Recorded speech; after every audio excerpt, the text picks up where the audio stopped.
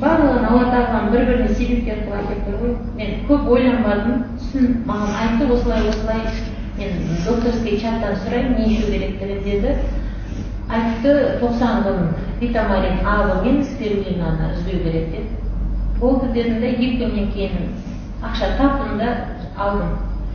Сіздер сенесіздер ме? Міне әуелі алып, сосын осы компанияның біздің өзімдер сол қызым көрсетіп қойсаңшы, қай өнім екенін именно. Витамин А мен спирулина.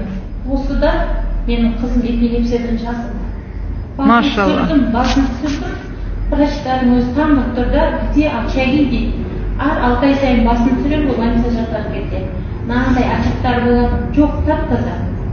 Машалла. Судорога жоқ. Менің массадан ұзап жататын қызым қазір Аллаға шүкір адам қатарына қосылып жұмысқа тұрып. Жұмысқа кіріп міне қазір